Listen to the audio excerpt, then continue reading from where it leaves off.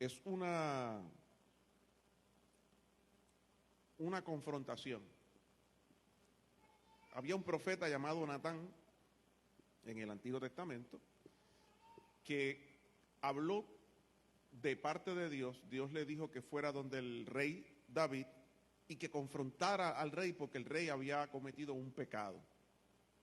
Este pecado que el rey había cometido había sido quizás 9, 10 meses, un año atrás, pero lo tenía calladito.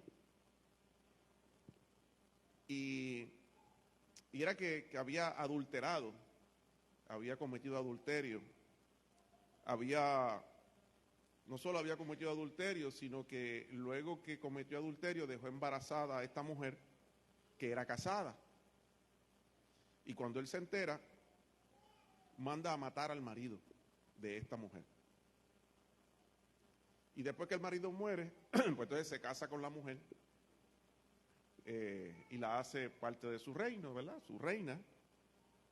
Y en ese proceso Dios le habla al profeta Natán y lo envía allá y le dice lo que vamos a leer ahora. Y estamos en el 2 de Samuel, capítulo 12, versículo 1, y leemos hasta el 7.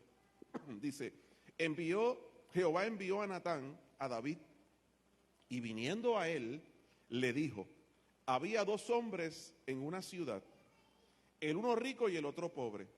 Y el rico tenía numerosas ovejas y vacas, pero el pobre no tenía más que una sola corderita, que él había comprado y criado, y que había crecido con él y con sus hijos juntamente, comiendo de su bocado y bebiendo de su vaso y durmiendo en su seno.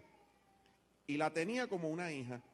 Y vino uno de camino al hombre rico, y éste no quiso tomar de sus ovejas y de sus vacas para guisar para el caminante que había venido a él, sino que tomó de la oveja de aquel hombre pobre y la preparó para aquel que había venido a él.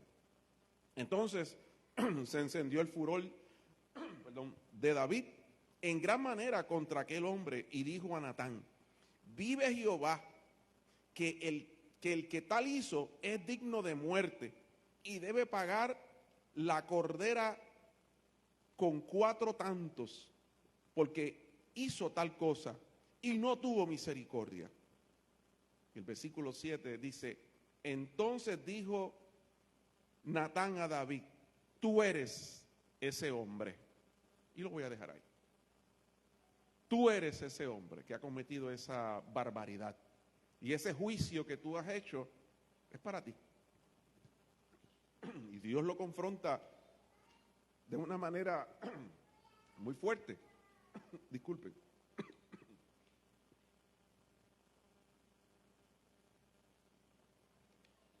En estos días somos muchos los que estamos medio malos de la garganta.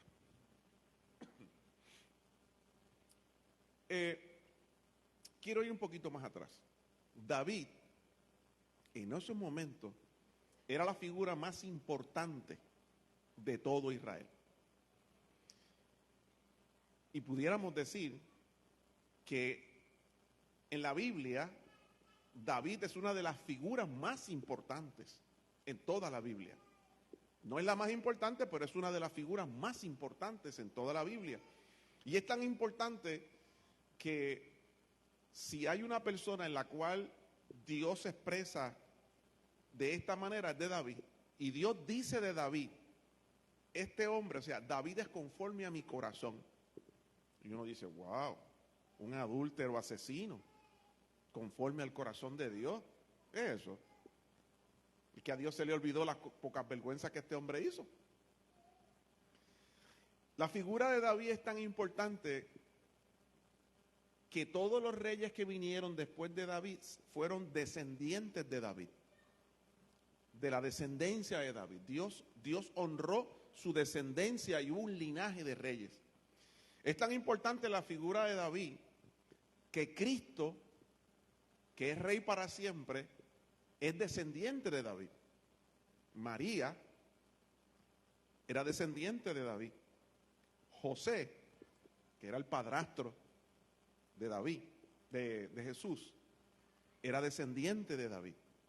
Por ambas líneas Jesús era descendiente de David. A ese punto, David era tan importante. Y uno se pregunta, pero ven acá, todo ese revolú que hizo, todos esos pecados, adúltero, asesino, encubridor, mentiroso, un hombre conforme al corazón de Dios. Dice la Biblia que en un momento dado dice la palabra que en el tiempo en que los reyes iban a la guerra, David decidió mandar a su ejército y se quedó en su casa. En el capítulo anterior, en el capítulo 11, usted puede leer eso. David decidió quedarse en su casa y no ir a la guerra. Y dice que estaba allí viendo Netflix, tranquilo en su casa, comiendo galletitas, tomando café, mientras su pueblo estaba en la pelea, en la guerra. Él dijo, yo me quedo aquí hoy. Y no fue, se quedó en su casa tranquilo. Y en esa vagancia, en ese tiempo de no hacer nada, y dice que caminó por la parte alta de su castillo, y miró hacia abajo y vio una mujer que estaba bañándose. Y dice la Biblia que la deseó y la mandó a buscar. Se acostó con ella, la dejó embarazada. Y la mujer le mandó un aviso, le mandó una notita, mira, estoy embarazada y es de ti. Y da la casualidad que esa mujer era casada y que el marido de ella era un soldado de David que estaba en la guerra. O sea que no le podía achacar ese hijo a su marido porque el marido no estaba con ella, estaba en la guerra. Así que David se rascó la cabeza y dijo, ¿qué yo hago ahora? Me metí en un lío. Y mandó a buscar al marido, mira, dile al capitán que me mande a Urías acá y que me mande información de la guerra, pero me lo anda a decir con Urías, que era el esposo de esta mujer. Vino, habló, chévere, pues mira, no te vayas para el ejército ahora, quédate en tu casa esta noche. Y dice la Biblia que Urías no durmió con su mujer. Dice la Biblia que Urías decidió quedarse en la puerta del castillo, de la ciudad, porque él dijo, mis compañeros de guerra están en la guerra, durmiendo al aire libre, y yo no tengo la cara de irme a dormir con mi esposa. Yo me voy a dormir como están durmiendo ellos, aquí afuera. Era un hombre íntegro. Y se lo dijeron a David, mira, Urías no se fue para la casa, se quedó allí durmiendo con todos los soldados en la puerta. ¿Cómo va a hacer? Mándamelo para acá. Y dice que compartió con él esa noche, hicieron una fiestecita y lo emborrachó. Y ahora que está borracho, ahora sí se va a ir para su casa. Borracho se quedó con los soldados afuera. Y David dijo, este tipo es más santo que yo. Este tipo tiene más dignidad que yo. Ni borracho. Y dice la Biblia que David hizo una nota para mandársela al capitán y se la mandó con Urías, con ese mismo hombre. Mira, regresa allá y esta carta se la da al capitán tuyo. Y la carta decía, péguense bien al muro cuando estén en la guerra. Y cuando estén ahí y la pelea se ponga dura, sálganse y dejen a Urías solo. Y eso pasó. Y las flechas mataron a Urías. Las flechas del enemigo. No fueron las flechas de David, no fueron las flechas te dejamos solo para que te coma, para que te resuelva solo. Y lo mataron. Esa era la idea. Y cuando David se entera de que murió, su plan salió perfecto. Nadie sabe nada. Yo no lo maté. Lo mató el enemigo, pero era un plan orquestado por él. Así que cuando él se entera de eso, pues manda a buscar a la mujer de Urías, ya era viuda, se casa con ella. Pasa el tiempo, la mujer da a luz, y cuando da a luz, no dice si ya el nene tenía 1 año, meses, o si era de 2 o 3 años, no dice la Biblia cuánto tiempo tenía el nene, pero era un niño. Y ahí es donde Dios manda al profeta a confrontar al rey. Y el rey se creía, ya pasó 1 año de esto, nadie sabe, nadie se va a enterar, esto está calladito. Pero ahí Dios lo confronta y le habla fuertemente y le dice esas palabras donde le dice, mira, había un hombre, una analogía, había un hombre que tenía una ovejita que la cuidó desde pequeña, la tenía como su mascota, era tremenda, pero había un rico y este rico tenía muchas ovejas, llegó alguien a visitarlo y normalmente cuando alguien venía de visita mataban una ovejita, la cocinaban y se la daban a la visita. Pues él dijo, no, yo no voy a matar de las mías, yo voy a matar a aquella que está solita allí. Esa es la que yo voy a matar. Y se la quitó al tipo y la cocinó. Y cuando David vio eso, dijo, eso no se hace. es un pecado, eso está mal, ese hombre es digno de muerte. Y ahí es que Dios le dice, eres tú, ese hombre eres tú, porque fuiste y le quitaste la mujer que tenía ese pobre hombre, y la cogiste para ti, y no solo eso, las mandaste a matar también. Y ahí es donde dice la Biblia que David se tira al piso gritando y llorando, y se arrepiente de su pecado. Hay un salmo en la Biblia que es el Salmo 51, y a mí me gustaría que usted fuera conmigo y si es posible lo busque y lo leamos juntos, porque ese salmo lo escribió David y lo escribió justamente cuando Dios lo confrontó. Dice la Biblia que David se tiró a llorar, inclusive el niño que era producto del pecado murió. Dios dijo, el niño va a morir, y el niño murió. Y en ese proceso David escribe este salmo, que es el Salmo 51, donde vemos en ese salmo cómo él confiesa su pecado, cómo él se arrepiente y cómo él se sentía y cómo él pide perdón por lo que él había hecho. Si su Biblia, usted la tiene ahí, dice Salmo 51, quizás en negrita tiene un título que el mío dice arrepentimiento y plegaria pidiendo perdón. Pero eso no es parte del salmo. Lo que es parte del salmo, por lo menos en mi Biblia, es las letras más finitas que están en lo que se conoce como itálica. Ese es el título del salmo, y ese está antes del versículo 1, arriba, antes, dice, al músico principal, salmo de David, cuando después que se llegó a Betsabé, vino a él Natán el profeta. O sea, este salmo fue escrito a raíz de la confrontación que Dios le hizo a David cuando este hombre pecó. Y él se expresa de la siguiente manera, y ahora sí quiero leerlo. Y dice así, este es David hablando de su arrepentimiento. Dice, ten piedad de mí, oh Dios, conforme a tu misericordia, conforme a la multitud de tus piedades. Borra mis rebeliones, lávame, no un poquito, más y más de mi maldad. Límpiame de mi pecado, porque yo reconozco mis rebeliones y mi pecado está siempre delante de ti. Contra ti solo he pecado y he hecho lo malo delante de tus ojos, para que seas reverenciado justo en tu palabra y tenido por puro en tu juicio. He aquí, en maldad he sido formado, en pecado me concibió mi madre. He aquí, tú amas la verdad en lo íntimo y en lo secreto me has hecho comprender sabiduría. Purifícame con hisopo y seré limpio. Lávame y seré más blanco que la nieve. Hazme oír gozo y alegría y serán recreados los huesos que has abatido. Esconde tu rostro de mis pecados y borra todas mis maldades. Crea en mí, oh Dios, un corazón limpio y renueva un espíritu recto dentro de mí. No me eches de delante de ti, no quites de mí tu Santo Espíritu. Vuélveme el gozo de tu salvación y espíritu noble me sustente. Entonces enseñaré a los transgresores tus caminos y los pecadores se convertirán a ti. Líbrame de homicidios, oh Dios, Dios de mi salvación. Cantará mi lengua tu justicia. Señor, abre mis labios y publicará mi boca tu alabanza.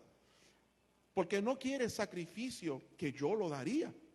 No quieres holocausto. Los sacrificios de Dios son el espíritu quebrantado. Al corazón contrito y humillado no despreciarás tú, oh Dios. Haz bien con tu benevolencia a Sión. Edifica los muros de Jerusalén. Entonces te agradarán los sacrificios de justicia, el holocausto u ofrenda del todo quemada. Entonces ofrecerán becerros sobre tu altar. Vive Dios. Cuando conocemos la historia detrás de este salmo, podemos entender más claramente el salmo como tal. En los versículos 1 y 2, él está reconociendo su pecado. Él no dice, no fui yo. Él no dice, yo soy aquí el hombre importante, yo soy el rey. Así que llegó Natán a confrontarlo y él no le dijo, manden a matar al profeta. Túmbale en la cabeza por lo que me está diciendo. Qué falta de respeto es eso, yo soy el rey aquí. No. Él dijo, ten piedad de mí, conforme a tu misericordia, no conforme a la justicia de David, no conforme a su posición, no conforme a lo que él había, no por lo que él había hecho antes con Dios, para Dios y con Dios. Señor, acuérdate que yo maté a Goliat. Acuérdate que yo he puesto el nombre tuyo en alto. Acuérdate de las oraciones que yo he hecho. No.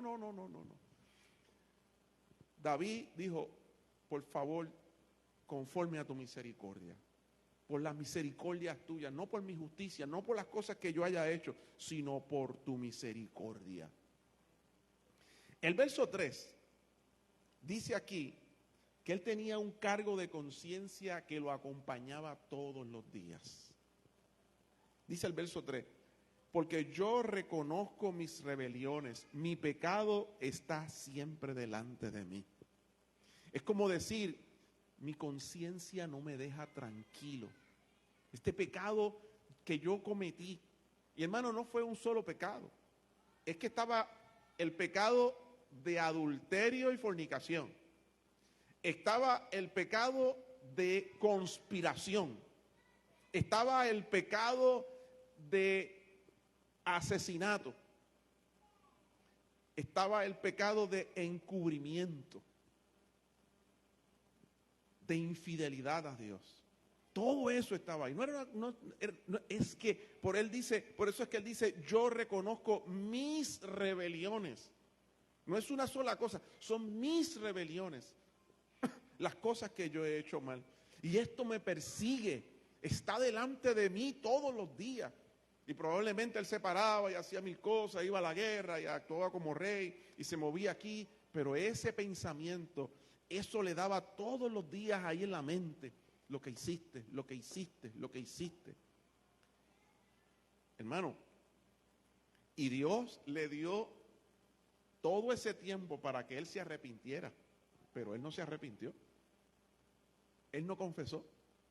La mujer, en embarazo lo menos que dura son 9, bueno, lo menos pueden ser 7 meses, pero ponle que estuvo los 9 completos. O sea, estamos hablando de 9 meses, el nene nace, el nene ya estaba con ellos. O sea que estamos hablando que probablemente más de un año y Dios no había mandado al profeta, Dios no lo había confrontado. Y es que Dios en su misericordia a veces nos da cuerda a ver si nosotros, y Dios ahí, esperando, para ver si nosotros reaccionamos. Pero David no reaccionó hasta que fue confrontado. Pero cuando lo confrontan, ahí es que él dice, Dios mío, lo que yo he hecho. Y es verdad, perdóname, Señor, mira, todos los días esto lo tenía en mi conciencia, no podía vivir ya con esto. El verso 4 dice que hay consecuencias del pecado. Y el verso 4 dice, contra ti solo he pecado y he hecho lo malo delante de tus ojos para que seas reconocido justo en tu palabra y tenido por puro en tu juicio. O sea, yo pequé, pero yo sé que el juicio tuyo, lo que tú decidas con relación a mí y a los que me rodean, va a ser, yo lo acepto, es justo. En otras palabras, hay consecuencias. Nosotros cometemos pecados, Dios nos perdona, pero hay consecuencias. Para ponerlo de una forma cruda, un hombre o una mujer puede cometer el pecado de fornicación. Se acostó con alguien en la calle, tuvo relaciones sexuales y después se arrepintió y le pidió perdón al Señor. Y el Señor lo perdonó, pero resulta que esa persona tenía sida y tú lo pegó. Y tú te vas para el cielo. Pronto te irás para el cielo. Te vas a morir. Pero qué bueno que vas para el cielo. O sea, Dios te perdona, pero hay unas consecuencias, te vas a morir. O sea, el hombre que crucificaron al lado de Cristo, que se arrepintió, Dios lo perdonó, pero todas las pocas vergüenzas que ese hombre había hecho tuvieron unas consecuencias. El hombre se murió, lo crucificaron. Y Cristo lo miró y le dijo, hoy estarás conmigo en el paraíso. O sea, hoy te mueres. Hoy te mueres. Pero no te preocupes, nos encontraremos en el cielo. Vamos para allá, dale para adelante. Vive Jesús. Hay unas consecuencias. Y dice la Biblia que las consecuencias del pecado de David, yo leí ahorita segunda de Samuel 12 del 1 al 7, pero después del 7, los versículos siguientes dicen todas las cosas que le van a pasar a David, a su familia y a su reino. Y cuando, ¿verdad? Haciendo el cuento largo corto, la primera consecuencia fue que el niño murió, el bebé murió. Dice la Biblia que hubo consecuencias de él como familia, como padre de familia, como esposo. Su pecado le trajo consecuencias a su casa. Y como rey le trajo consecuencias al reino, porque él era padre de familia, era un esposo, era padre, pero también era el rey. Así que hubo unas consecuencias familiares y hubo unas consecuencias de su gobierno y de su rey. Dice la palabra que su hijo murió. Dice la palabra que uno de sus hijos, ya mayor, llamado Absalón, quería matar a David, su propio padre. Quería quedarse con el reino y causó una revuelta bien grande. Y David huía llorando y llorando. Dice la palabra que él salía y que decía que había gente que lo maldecía. Consecuencias del pecado.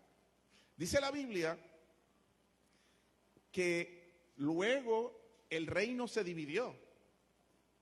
Su hijo Salomón vino a reinar, pero después que Salomón muere, el reino se rompe y se divide.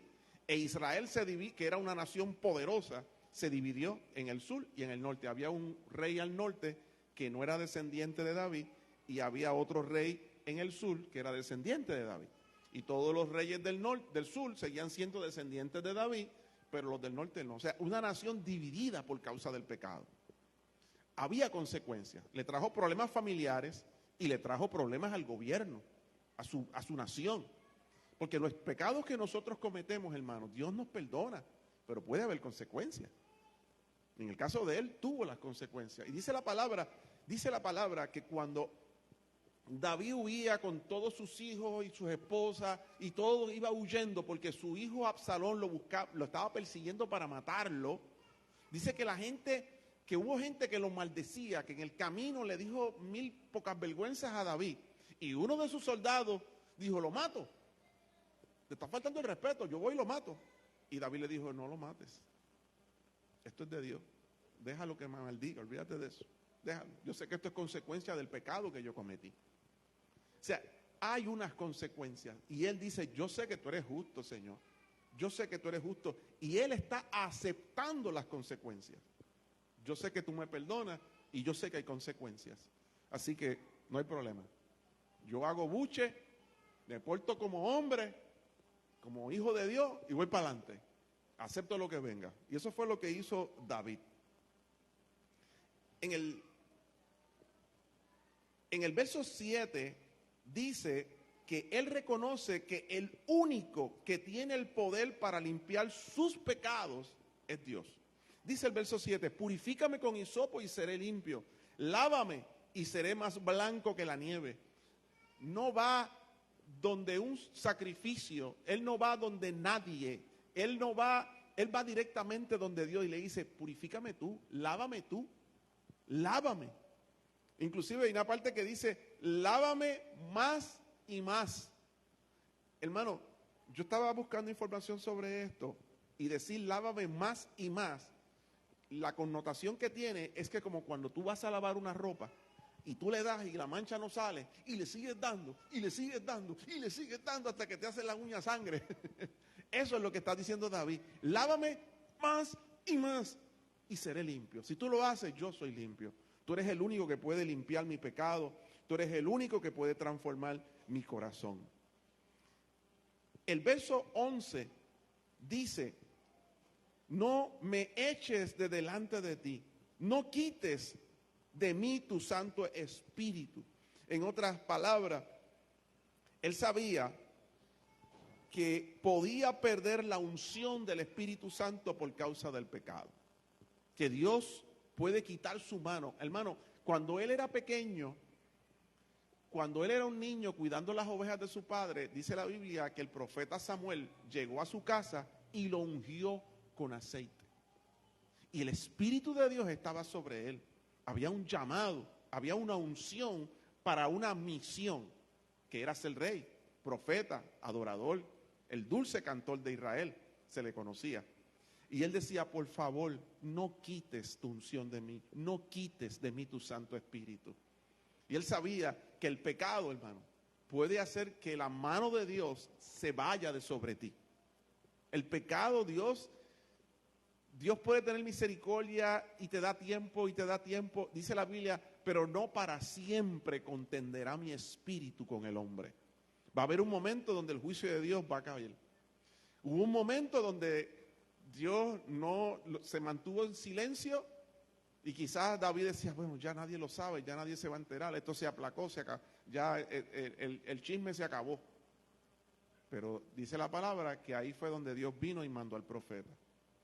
Hay un momento donde Dios te da misericordia, pero va a pedir, va a venir a arreglar cuentos contigo.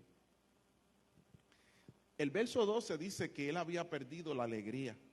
Dice, vuélveme el gozo de tu salvación y espíritu noble me sustente. Y es que el pecado te quita la alegría, el pecado te quita el gozo.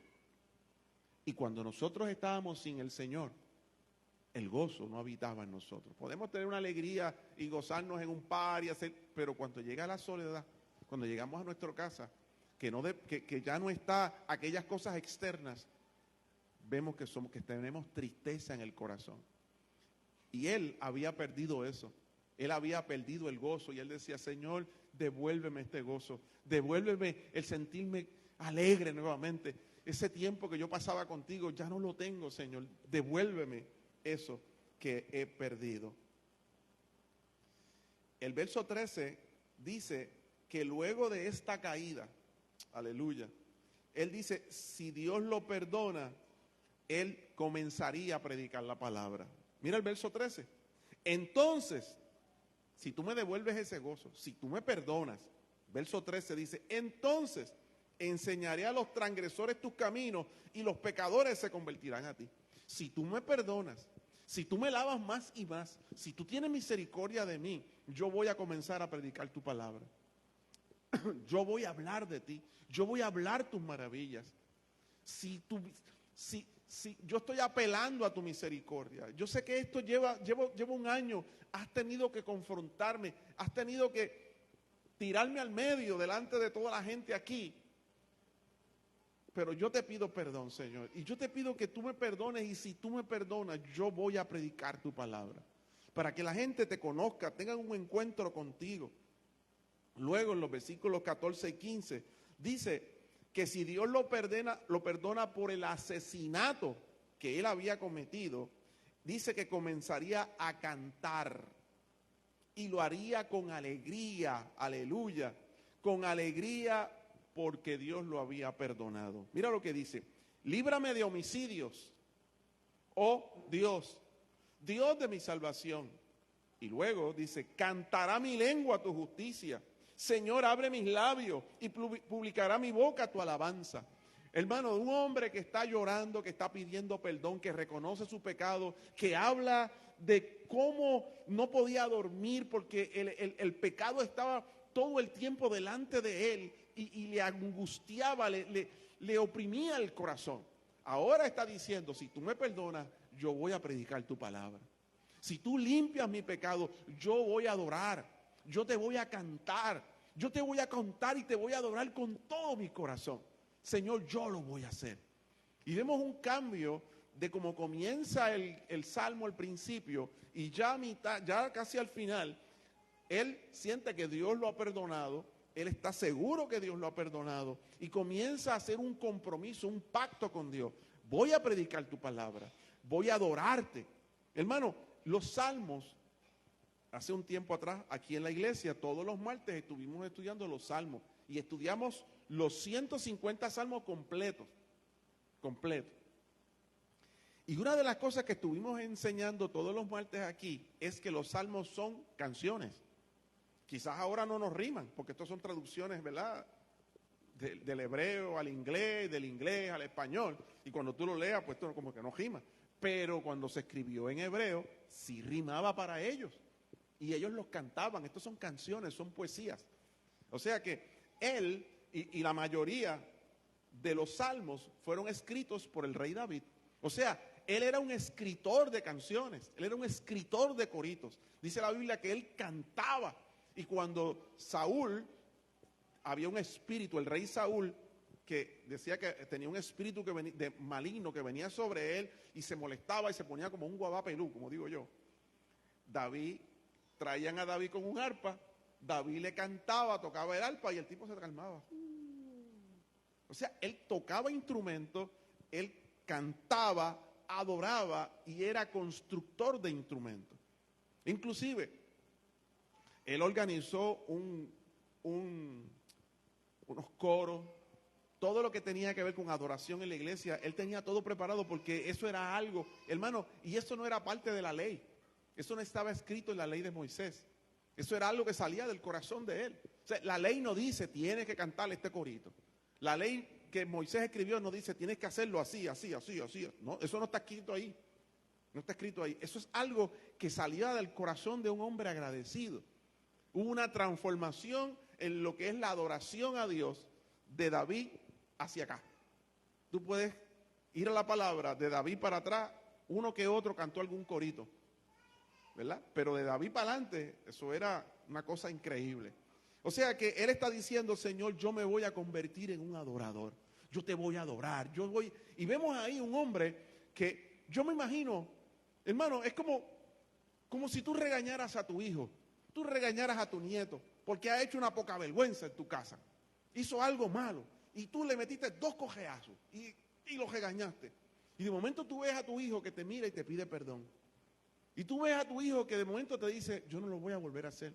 Y es más, mami, yo me voy de ahora en adelante, yo me voy a portar así, voy a hacer esto, y yo te voy a ayudar, y yo voy a dejar de hacer estas cosas, y yo voy a echar para adelante. Hermano, uno se hace mantequilla, no sale llorando y lo abraza. Y vemos ahí, yo me imagino a Dios, o sea, te mando al profeta para confrontarte. Aquí está la pescosá, aquí está esto.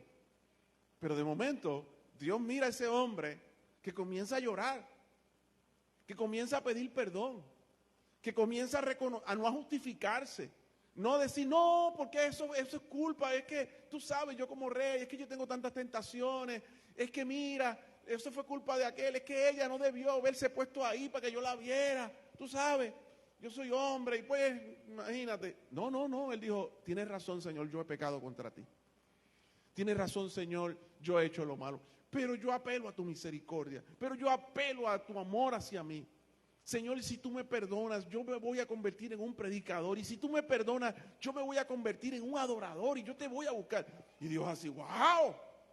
Entonces ahí es que uno entiende que cuando Dios dice, este hombre es conforme a mi corazón. Es un hombre que se arrepiente, que no justifica su maldad, sino que la reconoce, la confiesa delante del Señor. Y dice, perdóname, Señor. Pero no tan solamente yo quiero que tú me perdones, es que yo quiero que tú aceptes las cosas que yo voy a hacer de ahora en adelante. Yo voy a predicar tu palabra, yo voy a adorarte, Señor, en mi agradecimiento, porque es que yo te debo la vida. Y yo quiero comenzar a predicar y yo quiero comenzar a adorarte, Señor. Y yo imagino a Dios así, no, nada puede ser. Este tipo está brutal. El Davidcito este está brutal. Hermano, Dios hace milagros en aquellos que no se justifican, en aquellos que piden perdón, en aquellos que se arrepienten, en aquellos que hacen un compromiso con Dios. Y dice la palabra que Dios borra tus rebeliones y que Dios borra tus pecados. Y dice que los echa al fondo del mar para no volverlos a ver. Y cuando tú le dices, Señor, perdóname por lo que yo hice hace 2 años atrás, ¿de qué tú me hablas? Ya yo no me acuerdo de eso, ya yo te perdoné. Esto es borrón y cuenta nueva. Y es que Dios es bueno, hermano. Dios es bueno. En los otros versículos del Salmo 51, él reconoce que el mejor sacrificio delante de Dios es un corazón arrepentido y un corazón humillado. En ese tiempo, cuando las personas pecaban, para ser perdonados, tenían que buscar un corderito, llevarlo al altar, al templo, y allí matar al cordero. Porque la Biblia dice que la paga del pecado es muerte. O sea que se supone que si tú pecas, tú mueras. ¿Ok? Pero el sustituto mío era un corderito, que yo tenía que ir, buscar un cordero. Yo pequé, pero el pobre cordero paga los platos jotos. Y ahí pues alguien pagó por tu culpa, que fue lo que Cristo hizo en la cruz del Calvario. Nos sustituyó a nosotros en la cruz. Yo pequé, pero mataron a Cristo. O sea que esos corderitos eran símbolo de lo que Cristo iba a hacer por nosotros. Y Él dice, y quiero leerlo en el verso 16, dice, porque no quieres sacrificio, que yo lo daría. O sea, tú no quieres que yo vaya y mate un corderito. Yo estoy dispuesto a hacerlo, Señor, pero yo sé que a ti no te interesa eso. Tú no quieres un holocausto. Tú no quieres que yo haga eso. Y el verso 17 dice, los sacrificios de Dios son el espíritu quebrantado. Al corazón contrito y humillado no despreciarás tú, oh Dios. O sea, hermano, estamos hablando de un hombre que vivía en la ley, pero su espíritu, su corazón estaba en la gracia. Era como si él viviera en el pasado, pero su corazón estaba ya en el sacrificio de Cristo. Y él dice, porque él trascendió a su época, trascendió a la ley. Y él dice, yo sé que hay que matar el corderito, yo sé que hay que hacer estas cosas, pero lo que tú estás buscando es mi corazón, Señor. Yo sé que lo que tú buscas es que yo me humille, que yo esté quebrantado, y yo estoy quebrantado. Yo puedo matar el cordero, yo puedo hacer el holocausto, pero yo sé que eso a ti no te... Es mi corazón lo que tú buscas, Señor. Y por eso el Señor habla de David y dice, este hombre es conforme a mi corazón. Él sabe lo que yo estoy buscando. No tan solamente que hagas un sacrificio, es que me des tu corazón. Es que estés dispuesto a eso, a humillarte y a vivir por mí. Hermano, dice la palabra que David fue restaurado por su arrepentimiento, por su actitud y por sus acciones. Cómo él vivió después de eso. Y su vida fue una restauración total. Y por eso es que Dios consolida su palabra y su promesa con David, que de su descendencia vendría Cristo, que su descendencia seguirían siendo reyes sobre Israel. Por eso hay tantos salmos escritos en la Biblia acerca de David, porque por eso Dios habla de él bien y se enorgullece. Yo he visto dos personas en la Biblia de las cuales Dios se refiere con orgullo.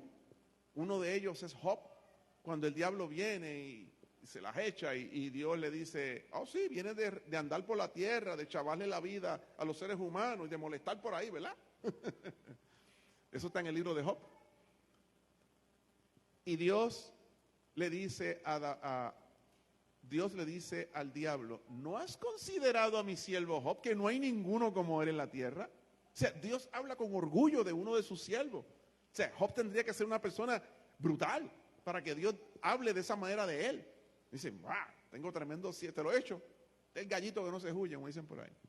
Ese es mi Job. De la otra persona que Dios habla de esa manera, es de David. Él es conforme a mi corazón. Y uno se pregunta, pero tanto pecado que hizo y tanta poca vergüenza que cometió. Y mira, uy, Dios mío, hoy en día, hermano, hoy en día lo achicharraríamos. Barreríamos el piso con él. ¿Qué hizo qué? ¿Qué fula? ¿El pastor tal hizo qué? No lo puedo creer. ¿Que el hermano tal hizo qué? ¿Que el evangelista tal hizo qué? ¿Que el gobernador o el presidente hizo qué? No lo puedo creer. Porque nosotros no perdonamos como perdona Dios. Y dice la palabra que Dios perdona y olvida. Nosotros somos los que no olvidamos. Vive Dios. Hay un momento en la palabra, no recuerdo si fue el mismo David,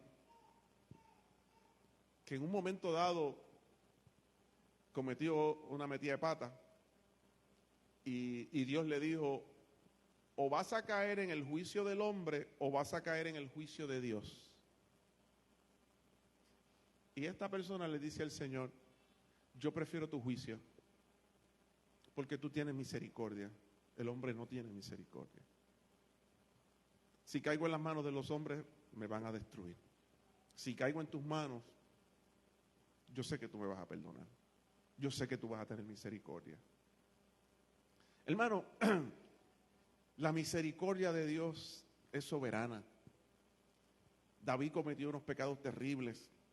Y es probable que si nosotros hacemos una retrospección, no sé si está bien dirigida la palabra, podamos buscar en nuestro corazón y en nuestro pasado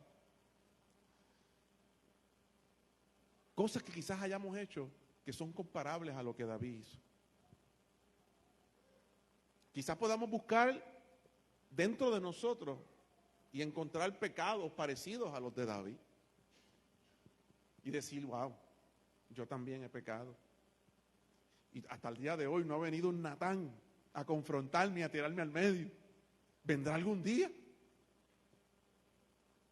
Pero la realidad, hermano, es que la misericordia de Dios está sobre aquellos que se arrepienten, sobre aquellos que piden perdón, sobre aquellos que se humillan. Y Dios es tan amoroso y Dios te ama tanto que Dios está dispuesto a restaurar tu corazón, que Dios está dispuesto a cambiar tu vida y a devolverte el honor y la dignidad. Y que tu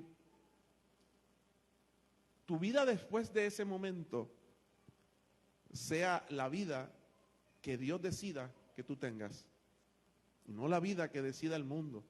Y Dios sacará ese sentido de culpa de tu corazón y de tu mente, como la tenía David, que tenía ese pecado ahí que no lo dejaba día tras día, esa aguja que lo molestaba día tras día. Dios cambia vidas, Dios transforma, hermano. Dios resucita muertos. Dios resucita. Ayer estaba pintando en mi casa, los tubos allí, y puse la emisora en el radio, escuchando música cristiana, y hubo una que mientras pintaba me sacó lágrimas, y decía, resucítame, Señor, resucítame. Como tú resucitaste a Lázaro, yo necesito que tú me resucites. Tú resucitaste a Lázaro, Señor. Resucítame, necesito que me resucites. Necesito que me devuelvas la vida. Yo creo que David estaba diciendo, Lázaro no había nacido todavía. Pero si hubiera nacido, él quizás hubiera citado el evento de cuando Cristo va donde Lázaro y lo resucita. Le ordena, levántate. Y es que, hermano, a veces nos sentimos muertos. Sentimos que hemos muerto. Y necesitamos que Cristo se pare frente a nuestra tumba y grite nuestro nombre. Y nos diga, resucita, levántate. Y a veces somos los Lázaros que estamos dentro, muertos, y dentro de nuestro corazón gritando, Señor, resucítame, necesito que me resucites. Estoy en esta cueva, la puerta está cerrada, estoy en un lugar oscuro, no siento la vida, no siento el fuego, necesito que me resucites. Resucítame, Señor. Oh Dios.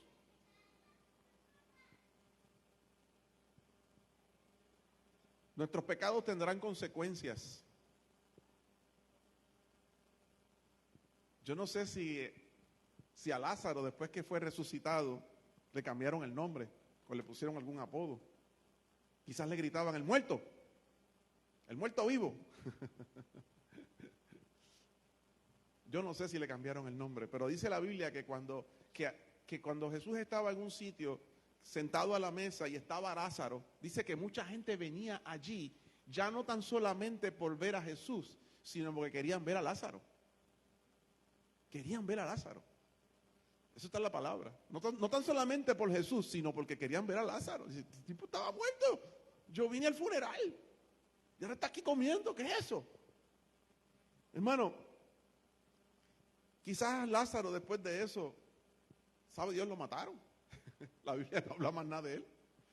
Usted sabía que Lázaro se murió, ¿verdad? Después que lo resucitaron, él se murió porque no está vivo todavía. Él se murió. Hubo un día que se murió. Él no vivió para siempre. Él se murió después.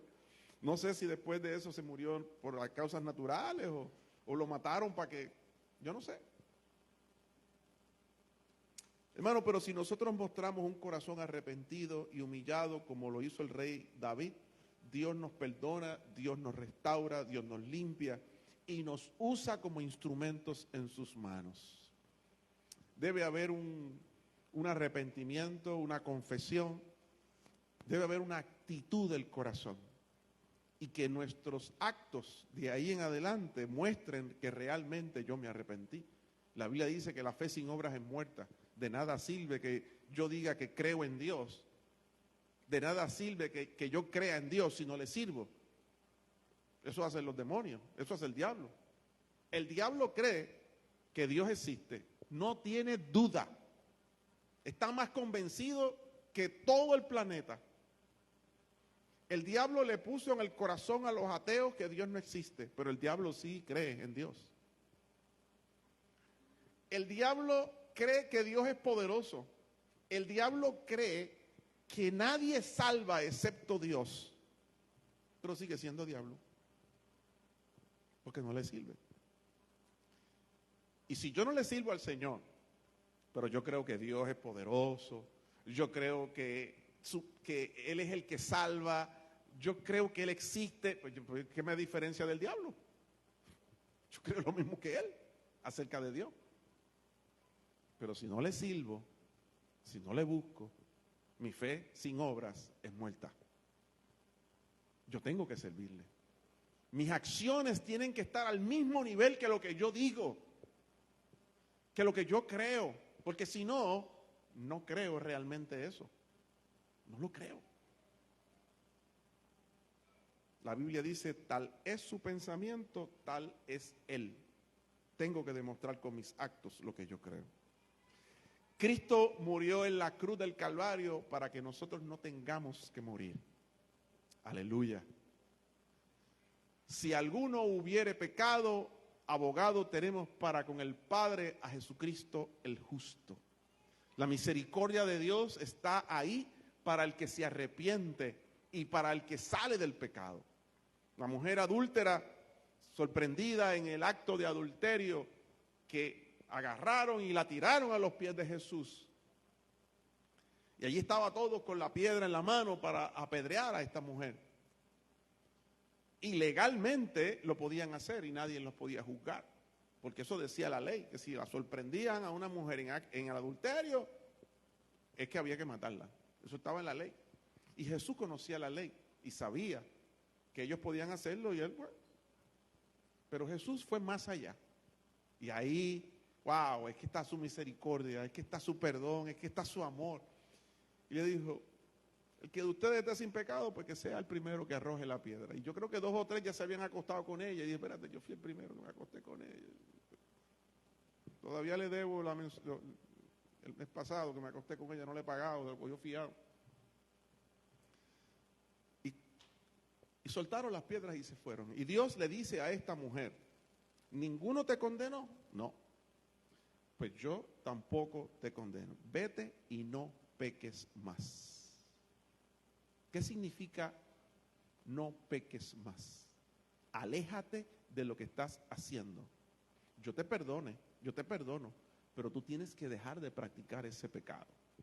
Yo te perdono, pero tú tienes que cambiar tu vida. Yo te perdono, pero si sigues haciendo lo mismo, la próxima vez te van a apedrear. La próxima vez morirás. Así que te perdono, te amo, quiero lo mejor para ti, pero no lo vuelvas a hacer. Y así Dios nos dice a nosotros, hermano. Nosotros tenemos que venir a los pies de Cristo. La forma en que vivimos dice lo que yo creo acerca de Dios. Así que es bien importante que nosotros nos arrepintamos, que pidamos perdón, pero cambiemos nuestras acciones. El que hurtaba, no hurte más. O sea, el que robaba, deje de hacerlo y comience a trabajar.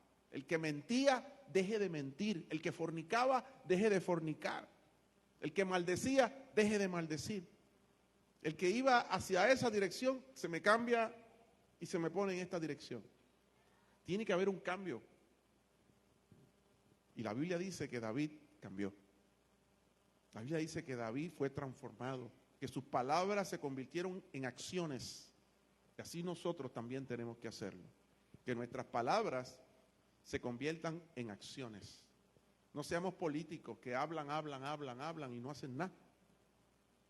Seamos hijos de Dios, que donde ponemos la palabra, ponemos la acción. Y la misericordia de Dios te acompañará. Y Dios podrá decir de ti también, eres conforme a mi corazón. Y mi poder estará sobre ti. Y tú comienza a predicar su palabra, como decía David. Comienza a adorarlo y a cambiar tu vida. Porque eso es lo que Dios espera de ti. Y Dios hablará de ti con mucho orgullo. Y se sentirá muy a gusto con tu presencia. ¿No has considerado a mi siervo Babi? ¿No has considerado a mi sierva Marangeli? Las galletas que hace. Cómo me canta, cómo me adora. ¿No has considerado a mi siervo Alvin? ¿No has considerado a mi siervo Javier? Que Dios pueda decir con orgullo, mirarte y decirte, me siento orgulloso de ti. Eres conforme a mi corazón. ¿Has pecado? ¿Le fallaste al Señor? Abogado tenemos para con el Padre, a Jesucristo el justo, pero no lo vuelvas a hacer. Y si alguno cayere, se levanta. Y vuelves y te levantas. Porque la Biblia dice 7 veces cae el justo y 7 veces se levanta. Porque perfectos no somos. Así que yo me detengo aquí, porque yo creo que este es el momento de parar la predicación. Y vamos a orar. Y si alguien de los presentes necesita oración, necesita renovar sus votos con Dios, pedirle perdón al Señor, o simplemente Dios habló tu corazón y tú quieres responder a la palabra del Señor, yo te invito al frente para orar por ti. El pasar al frente no significa que estás en adulterio y que mandaste a matar a alguien y cosas como eso. Okay, yo no estoy hablando, no estoy diciendo el que la semana pasada mandó a matar a fulano. No estoy hablando de eso. Simplemente, si de alguna manera tú entiendes que tú necesitas oración, yo te invito al frente para orar. Mientras oramos, si alguien lo desea, lo puede hacer. Yo con gusto oraré por ti. Padre, gracias, Señor, porque tú has extendido tu misericordia sobre nosotros. Gracias, Señor, porque tu amor sobrepasa todo nuestro entendimiento, toda nuestra mente, todo nuestro ser. Oh Dios, gracias, Señor, porque el día que nos arrepentimos y te entregamos a ti nuestra vida, tú cambiaste nuestro corazón, tú perdonaste nuestros pecados, tú borraste de la lista